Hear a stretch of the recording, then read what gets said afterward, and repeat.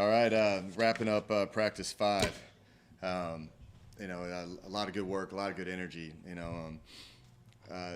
Like kind of what I've said before in here, we've increased the installs and we've thrown everything at them. There was probably a little bit of mental, kind of a lot of mental errors today offensively, but what we wanted to do is we made this practice today as hard as we possibly could on the offense, just to see how they respond. I kind of went back to some of the stuff that we were doing at West Virginia, and we had 2-minute drills and blitz periods, and just to see how they're going to operate under pressure. And a lot of goods and a lot of bads. I got to watch the tape and kind of dig more into it. But defense had a ton of energy today.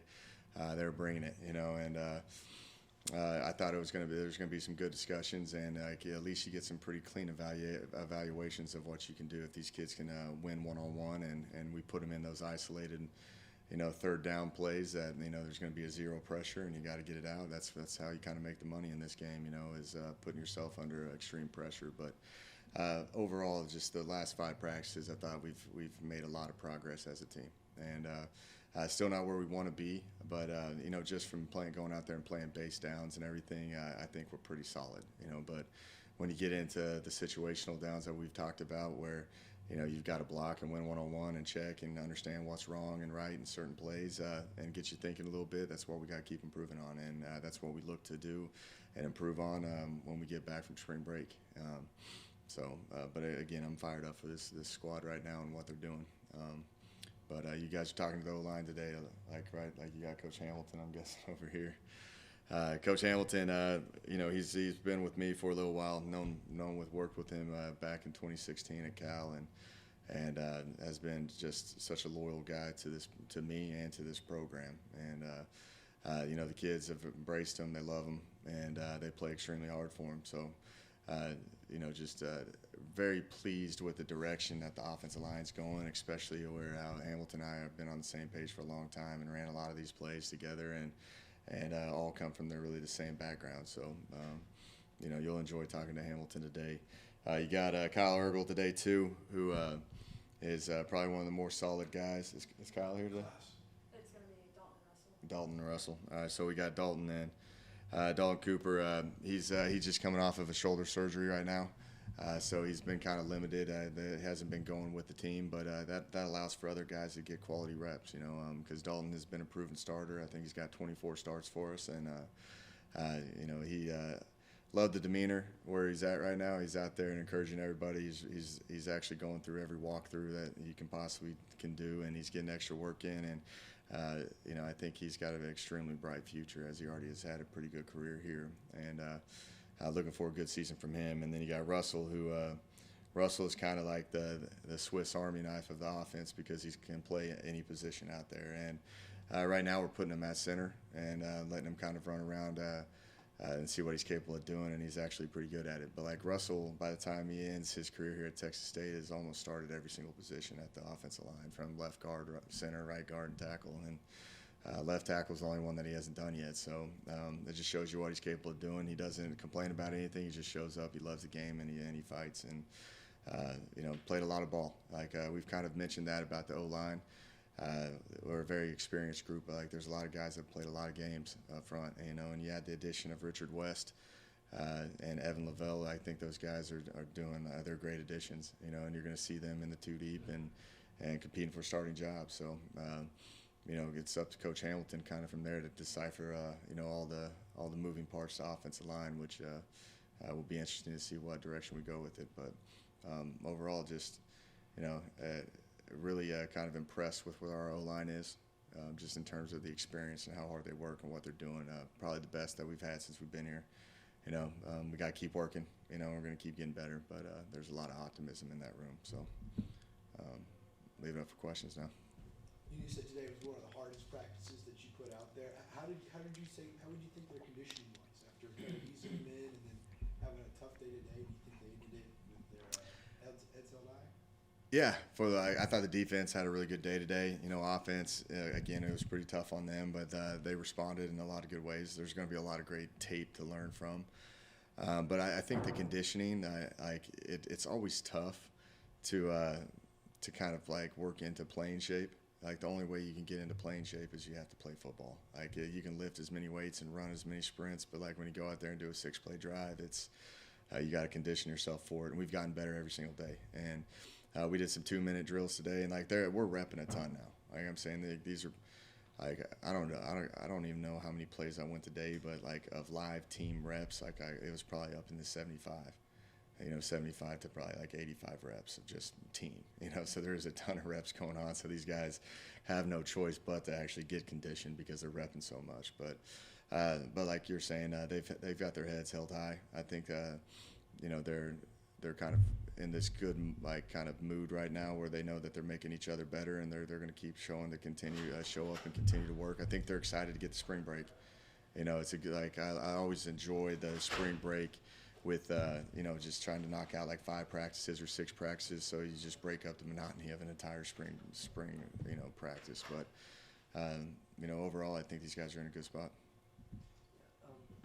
Coach, you mentioned it was a pretty tough practice for the offensive side. Who were some of the guys that you felt like handled it really well today? Yeah, I saw Barbie show up a little bit today. JB, I thought the O-line did a really good job today, just for the circumstances that they're thrown into. But, you look at those, Tweeter made a play today. Brady had a good day today. D-Mark made some plays out there. Didn't call, when you're in controlled settings too, you don't call as much run, because the competitive nature of if you're going to move the chains, the ball spot, you never know, if they broke a tackle or not, and you're normally always behind the chains. So, we kind of were throwing it around a little bit more than what I normally like to do, but it was good work. But that was offensively. Defensively, I saw DJ Mask made a lot of plays today. There's a lot of, I think the pass rush is getting to, with Isaiah Nixon, I think he's really tough to defend. Chris Mills is out there. A.J. Edwards showed up a lot today too. So, I got to watch the tape a little bit more cleaner, but, there was a lot of guys where, I stopped and actually just, noticed that they were actually playing at a high level today. So, we'll keep looking at the tape.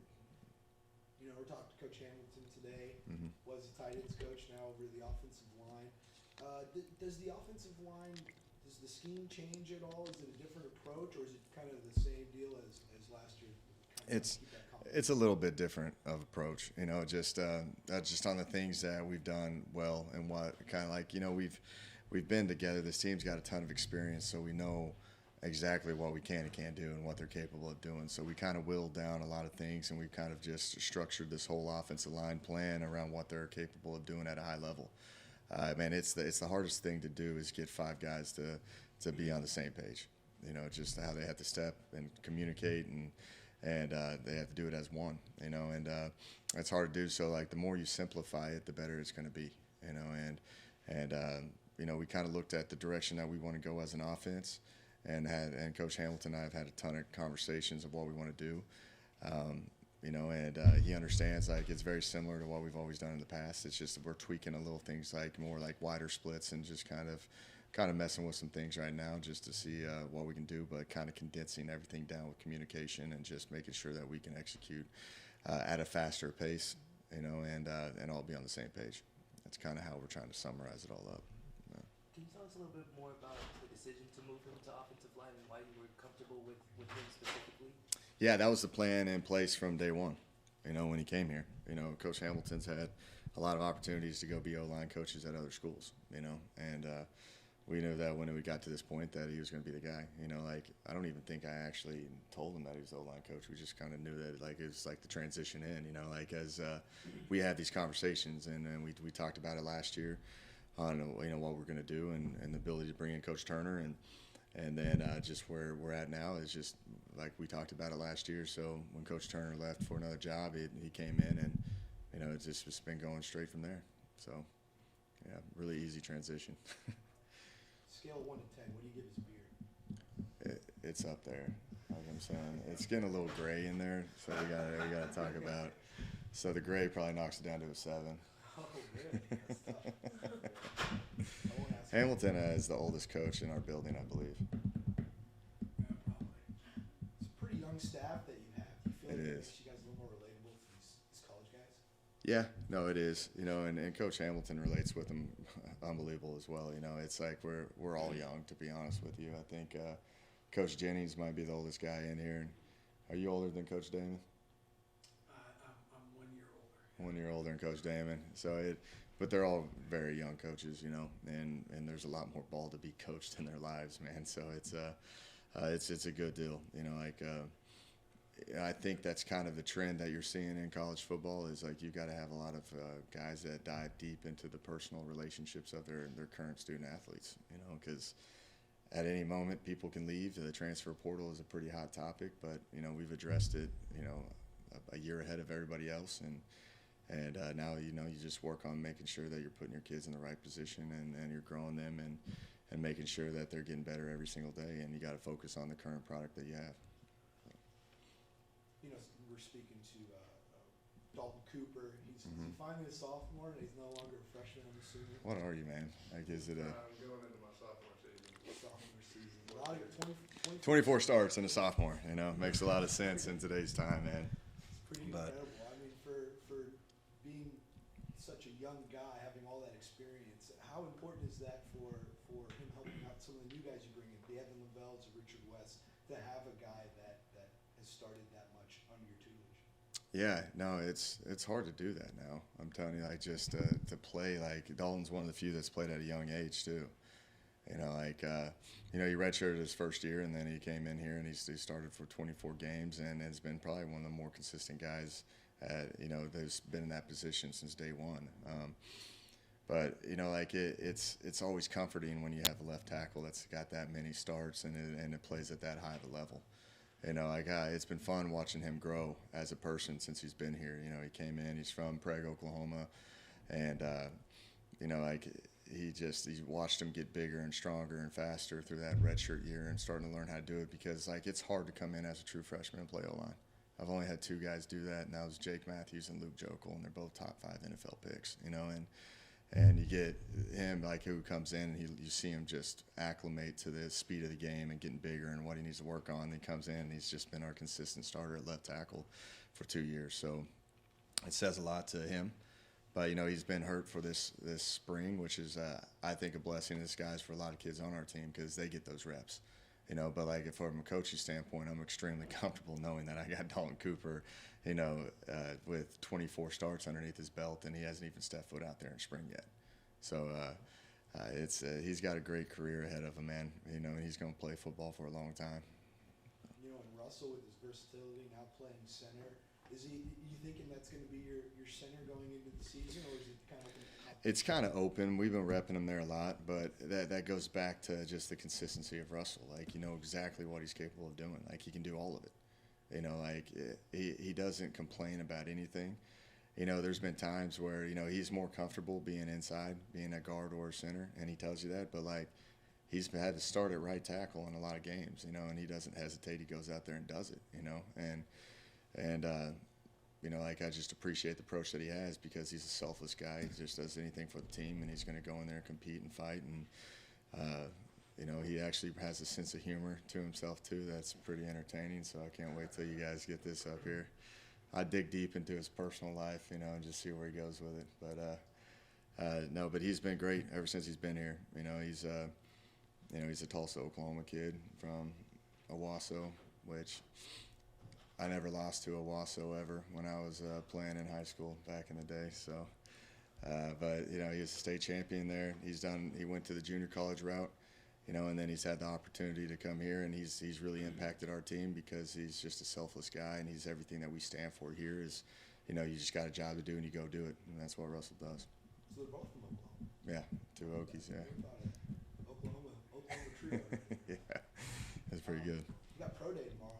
Mm-hmm. Liam Dobson, Mickey Coleman, Troy Leffridge, a bunch of guys in there. What are you anticipating for tomorrow? A bunch of scouts, or? Yeah, it's going to be a good mix. So it's going to be kind of broadcasted too not broadcasted to the public, but it's going to be filmed and everything for these guys because there's so many. It's so hard to pick a pro day because there's so many schools in the state of Texas and they all do it. I think Texas did theirs 2 days ago, or maybe it's today.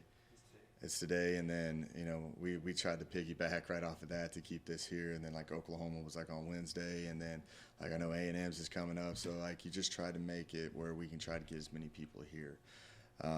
But we've kind of like with COVID, how they did virtual kind of pro days. That's kind of how we're also helping with that too. So you don't see as many scouts coming to these because you can also film it all and see the whole thing. But there'll be a good amount of guys here tomorrow to watch these guys run around. So it'll be interesting. Happy for these kids to see see if they can go live out their dream. Baseball, you were at those last two games. Big win last night for the Bobcats. Oh yeah. What was your take on the atmosphere in those games? Yeah, man. I'm a huge baseball fan, man. I feel like I've been watching these guys for a long time, and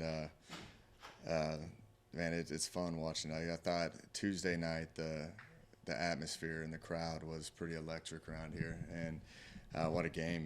When Pena hit that grand slam, that place was losing its mind. And it was fun to see. But I enjoyed watching those guys like John Wotheridge, who's I've seen kind of play all the time. And he hit that 2-run shot last night. That was pretty fun. Yeah, Julian Ortega-Jones' brother Isaiah hit a home run last night. So I was texting with Julian. He was so happy for his brother. It was a pretty cool moment because he was on the left field sideline, like his left field side last night, and he hit a left field home run last night. So it was pretty cool to just being there in the moment. But yeah, with just Wesley Faison and Dalton Shuffield and all those guys, I actually probably know the team better than more because I'm a pretty big fan of those guys, and man, they're fun. I think they're really good. I think they're a close team, and I'm happy for Coach Trout and that entire coaching staff because they've handled COVID. They've went through all the ups and downs, and I think they got it into a pretty good position right now, where they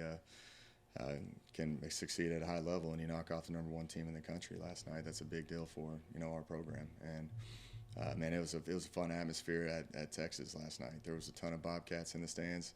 There was a ton of eat 'em up Cats chants going on, and it was just pretty cool that we're playing consistently at that high of a level. So man, I'm really happy for those guys.